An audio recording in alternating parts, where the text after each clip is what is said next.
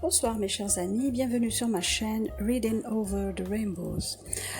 Aujourd'hui on va parler de mes belles et très belles lectures de la deuxième semaine du mois de juillet. C'est pas vraiment une semaine, c'est plutôt une dizaine de jours, ça a commencé entre le 6 jusqu'au 16 juillet. Là je ne sais pas si vous entendez, ça doit être mon ventilateur parce qu'il fait très chaud à Paris et là j'avais envie de parler de mes lectures mais dans une ambiance assez chaude. Mais bon, on va passer au plus intéressant. Moi quand je lis, j'oublie la chaleur, j'oublie tout. Donc mes lectures de cette dizaine de jours a été très importante, très intéressante, du moment que j'ai lu de tout. J'ai lu de la dark romance, de la fantasy romance, de la romance historique, de la romance contemporaine. Là, je vais commencer par la dark romance avec Anna Wong, Twisted Lies. Alors, je vous ai déjà parlé de Twisted Hate que j'ai adoré. Là, avec Twisted Lies, je trouve que c'est encore mieux. C'est un coup de cœur pour moi pour ces derniers jours de lecture. Les héros sont Christian et Stella. Alors Christian est charmant, intelligent, mais un véritable monstre vêtu de costume de gentleman. Il ne croit pas en l'amour, mais il a quand même une attraction assez importante pour la femme qui vit juste un étage en dessous de lui. Cette femme, c'est Stella Alonso. Elle est douce, timide, introvertie et malgré sa célébrité sur les réseaux sociaux, c'est une romantique qui ne veut donner son cœur à personne.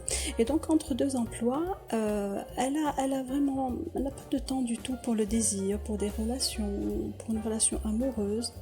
Mais lorsqu'une menace de son passé la pose dans les bras de Christian, de l'homme le plus dangereux qu'elle ait jamais rencontré, elle est tentée de se laisser aller, de ressentir quelque chose pour la première fois de sa vie. Car malgré la nature froide de Christian, il lui fait tout ressentir lorsqu'elle est avec lui, et il lui fait croire qu'elle est passionnée, protégée, désirée. Et donc cet amour va être entaché par des secrets, des mensonges, et par certaines vérités qui vont être révélées au fur et à mesure. J'ai beaucoup aimé cette lecture, j'ai beaucoup aimé ce tome et j'ai l'impression que c'est le dernier tome de la série et je trouve que cette série finit très bien. Les personnages, je les ai trouvés originaux déjà au départ, attachants, intéressants. Et l'évolution de la relation entre les héros est vraiment d'une sincérité et ça colle vraiment à ce genre de personnage. Donc c'est une dark romance basée sur une relation fausse ou en anglais le fake dating. Mais on ne parle pas que de ça. Ce que j'ai aimé, c'est le fait qu'il y ait une histoire bien bâtie, une véritable trame avec une vie de famille, des problèmes de famille, une carrière professionnelle qui est bien expliquée. Il y a beaucoup d'amitié, beaucoup de choses qui sont développées ici avec une explication de certains problèmes psychiques, si je peux dire. Vous allez retrouver aussi les personnages des autres tomes qu'on a adorés. Il y a aussi bien sûr Gris et Bridget, il y a Josh et Jules, il y a Alex et Ava. Donc j'ai vraiment adoré ma lecture, j'ai beaucoup aimé, donc je vous conseille vivement de lire Twisted Lies et je lui donne un 5 sur 5. C'est de la dark romance et moi je pense que c'est pour des lecteurs assez avertis. Je passe maintenant à un grand coup de cœur. Un livre que j'ai adoré, que j'ai lu d'une seule traite et d'une profondeur absolue. C'est un livre d'une romancière que j'adore depuis que j'ai lu Archer's Voice, c'est Mia Sheridan. Et donc c'est le tome 2 si vous voulez, c'est Travis. Donc c'est comme un épilogue à Archer's Voice. C'est l'histoire donc du frère d'Archer. Et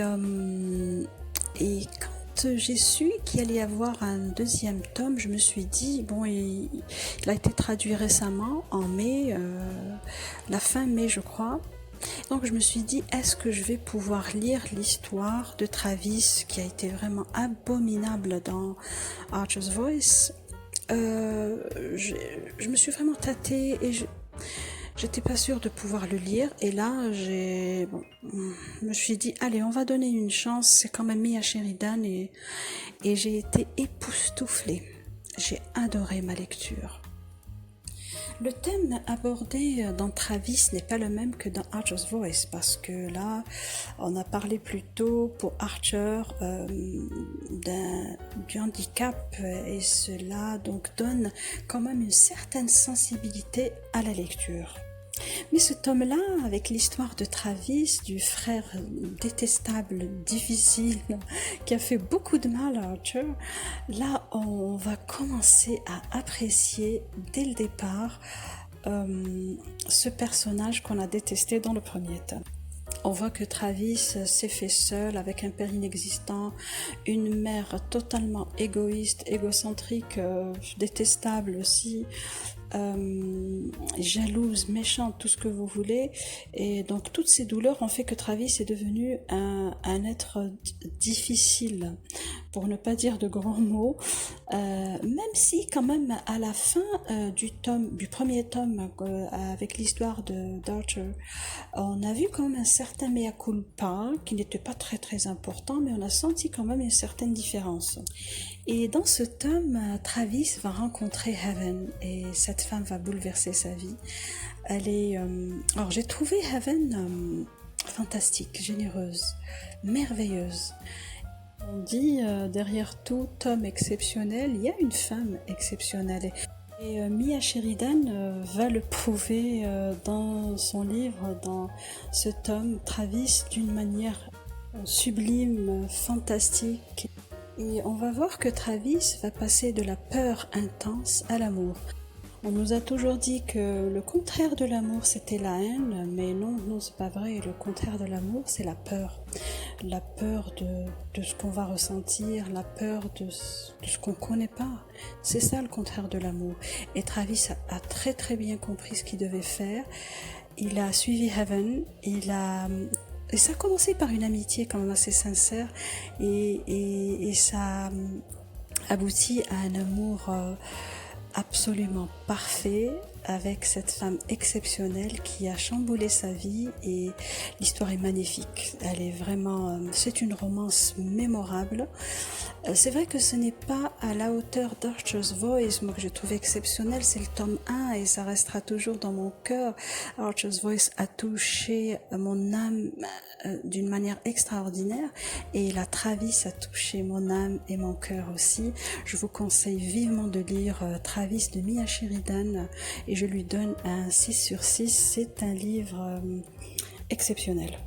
On reste toujours dans la dark romance, et je vais vous faire découvrir une romancière et un livre que j'ai beaucoup aimé. Bon, je connaissais cette romancière, mais bon, j'ai jamais vraiment pris le temps de lire un de ses livres. Alors, on va parler de Tempête du Sud de Brittany C. Sherry. C'est le tome 1 de la série Compass. C'est l'histoire de Kennedy, une jeune femme qui est en totale dépression, en souffrance.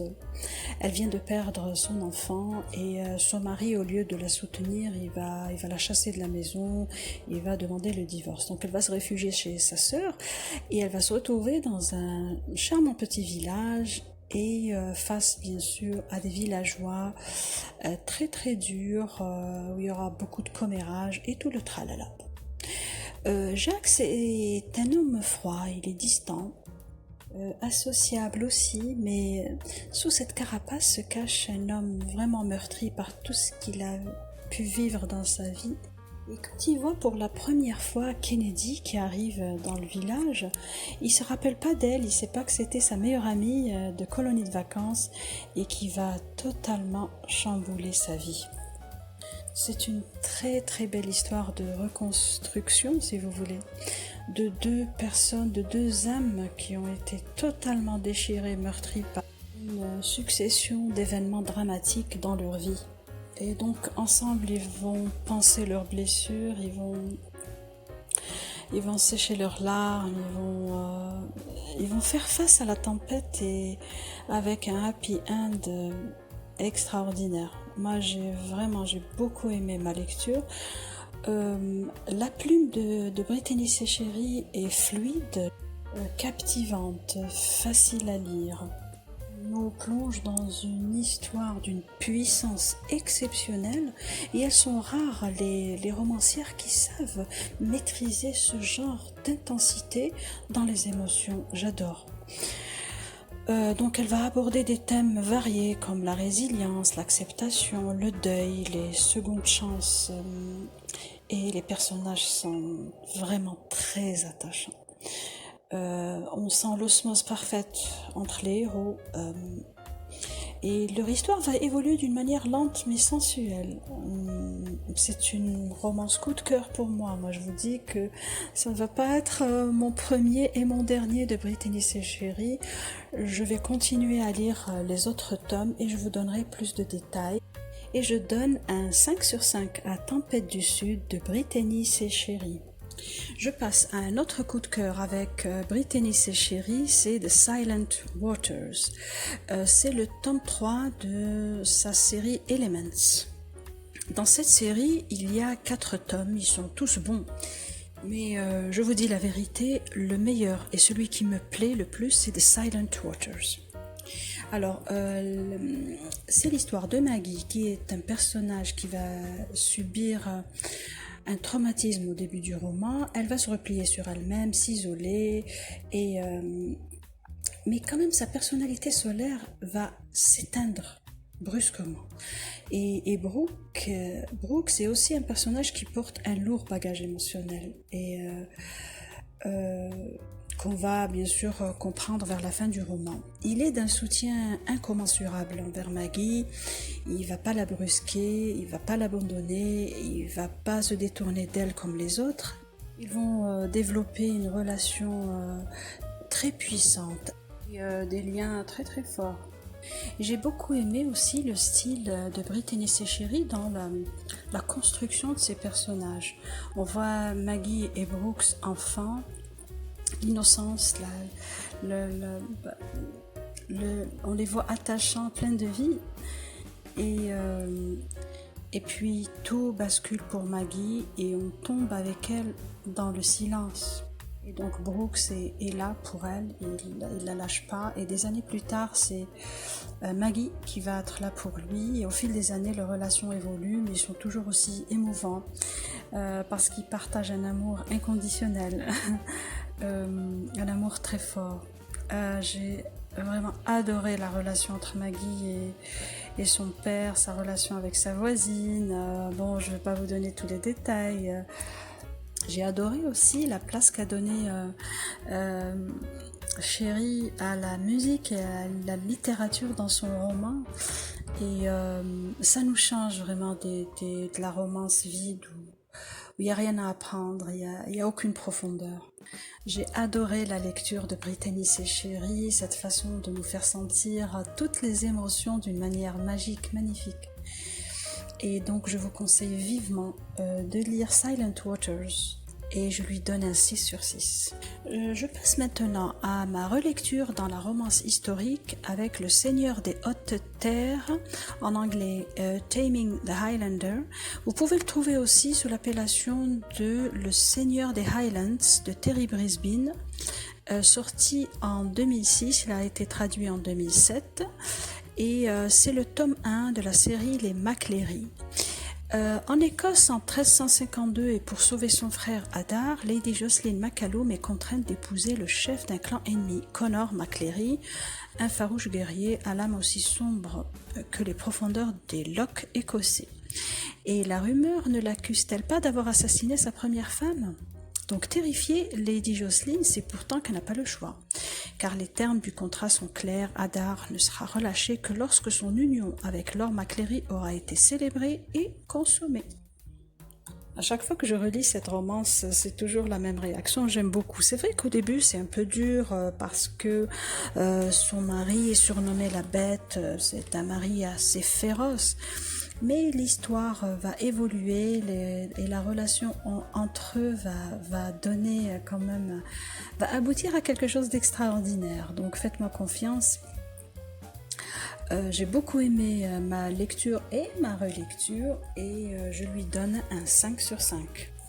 Je passe maintenant à une nouveauté, c'est A Caribbean Heiress in Paris de Adriana Herrera.